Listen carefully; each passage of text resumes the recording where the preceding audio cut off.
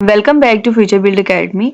सो हम अपनी आज की इस वीडियो के अंदर डिस्कस करेंगे व्हाट इज़ इफ स्टेटमेंट्स के जो प्रोग्राम्स हैं वो क्या होते हैं और इसको हम किस तरह से अपने प्रोग्राम के अंदर इफ स्टेटमेंट्स को यूज़ करते हैं, हम अपनी आज की इस वीडियो में देखेंगे। सबसे पहले हम लोग अपने प्रोग्राम को डिस्कस करेंगे जो कि chapter number 5 C plus plus का आईटी सीरीज की बुक का चैप्टर नंबर 5 का 5.1 प्रोग्राम है, जिसकी स्टेटमेंट है write a program that inputs marks and display congratulations if you have passed if the marks are 40 or more। अभी ये statement है, इस स्टेटमेंट के अंदर लिखा हुआ है कि आप कोई भी एक यूजर से नंबर लें और यूजर जब वो नंबर एंटर करे, अगर तो वो नंबर जो 40 से ज्यादा है अगर उसके मार्क्स, तो फिर आप इस स्टेटमेंट को वो करवा दें डिस्प्ले कि कांग्रेचुलेशंस यू हैव पास्ड। लेकिन अगर 40 से कम है तो फिर हमारे पास उसके लिए कोई कंडीशन नहीं है, क्योंकि हम लोग यहाँ पे ये प्रोग्राम को सिंपल इफ स्टेटमेंट के साथ यूज कर रहे हैं। तो इफ स्टेटमेंट में एल्स वाला पार्ट नहीं होता। हम आगे फर्दर जब आगे प्रोग्राम्स करेंगे देन हम एल्स वाले पार्ट को यूज करेंगे और फिर हमें समझ आएगी कि ये भी प्रोग्राम हमारा इफ एल्स के साथ पॉसिबल है। लेकिन हम भी फिलहाल हम इसको इफ स्टेटमेंट के साथ ही करेंगे। अब यहाँ पे दिया हुआ है कि अगर हम लोग को सबसे पहला हमारा काम है कि हम लोगों ने एक यूजर से इनपुट लेनी है, इनपुट मार्क्स, और उसके बाद हमारा नेक्स्ट स्टेप होगा कि हमने डिस्प्ले करवाना है कांग्रेचुलेशंस यू हैव पास। अब ये हम लोगों ने, हमारे पास एक हीडर फाइल होती है, उसके बाद using name space STD use करते हैं, इंट मेन यूज करते हैं। आगे हम लोगों ने यहाँ पे अब एक यूजर से वैल्यू लेनी है। सबसे पहले तो हम लोगों ने यूजर को बोलना है कि वो ये डिस्प्ले करवाए कि आप सबसे पहले यूजर को कहना है कि आप मार्क्स के लिए स्टेटमेंट देनी है कि एंटर योर मार्क्स। उसके स्टेटमेंट से भी पहले हम लोग एक वेरिएबल ले लेते हैं मार्क्स।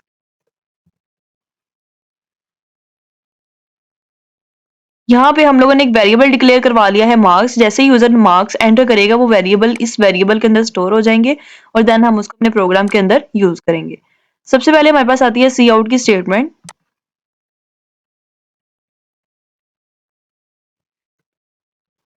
सी आउट की स्टेटमेंट है, यहाँ पे हम यूजर को बोलेंगे एंटर योर मार्क्स।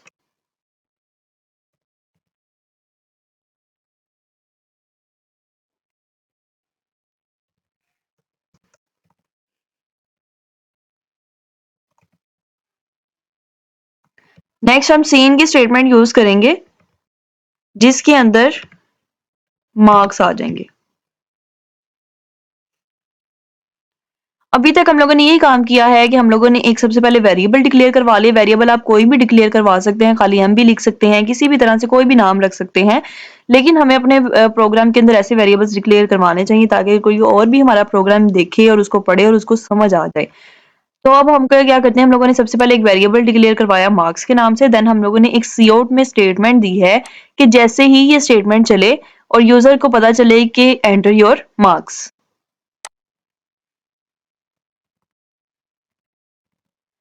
अब ये सीन वाली स्टेटमेंट है, इसको कमेंट कर दिया है। अब ये स्टेटमेंट का इस प्रोग्राम पे कोई इफेक्ट नहीं है। हम अपने सिर्फ ये 2 लाइंस की जो स्टेटमेंट है हम इसको पहले एग्जीक्यूट करके देखते हैं। Enter your marks. लेकिन यहाँ पे जो ब्लिंक कर रहा है इसको यहाँ पे ब्लिंक करना चाहिए, तभी हम यहाँ पे मार्क्स एंटर कर सकते हैं। अब हम यहाँ पे क्या करेंगे कि अब हम इसको कमेंट है जो, इसको हम कमेंट्स को खत्म करके अब हम इसको सी आउट करवाते हैं। अब यहाँ पे ब्लिंक आ रहा है, इसका मतलब हम यहाँ पे अब क्या करेंगे, मार्क्स एंटर कर सकते हैं। सपोज हम मार्क्स एंटर करते हैं 50 और हमारा प्रोग्राम टर्मिनेट कर गया है।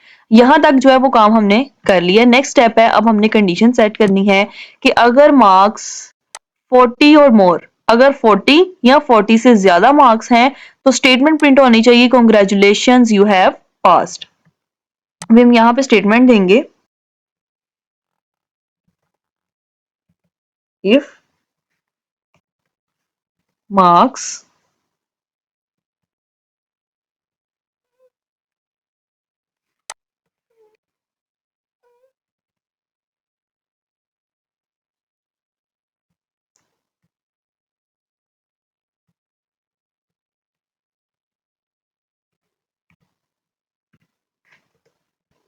40 मार्क्स अगर तो 40 के इक्वल या 40 से ज्यादा हो तो क्या स्टेटमेंट प्रिंट होनी चाहिए,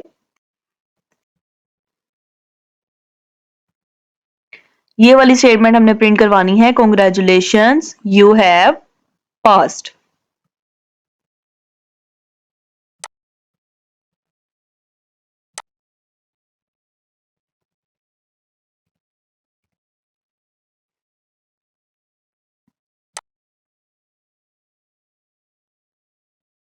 अब हम इस प्रोग्राम को एग्जीक्यूट करते हैं।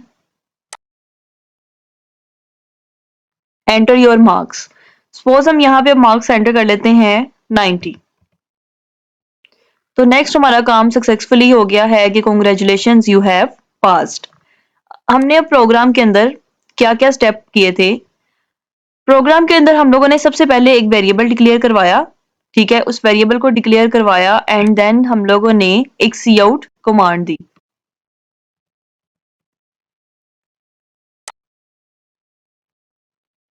सबसे पहले इनमें मार्क्स लिए एक वेरिएबल डिक्लेयर करवा लिया, उसके बाद हम लोगों ने सी आउट में आप जो भी कमांड लिखेंगे इस ये डबल कोटेशंस के अंदर, तो इसका मतलब है वो एज इट इज प्रिंट होगी।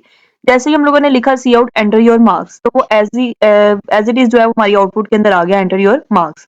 देन सी इन का जो फंक्शन होता है, ये हम लोगों ने जब भी यूजर से वैल्यू लेनी होती है देन हम सी इन का फंक्शन यूज करते हैं। तो हमने यहाँ पे सी इन का फंक्शन यूज किया है जो कि है 60। उसने यूजर ने यहाँ पे हमें अलाउ किया कि हम यहाँ पे मार्क्स एंटर कर सकते हैं। जैसे हमने अपने मार्क्स एंटर किए 60। अब क्या 60 जो है ये 40 के इक्वल या 40 से ज्यादा है? दो कंडीशन हमारे पास, या तो 40 के इक्वल आना चाहिए या 40 से ज्यादा आना चाहिए। तो ये 40 से बड़ा है, ठीक है। तो अब क्या है कि अगर 40 से बड़ा है तो फिर क्या स्टेटमेंट प्रिंट होनी चाहिए? Congratulations you have passed.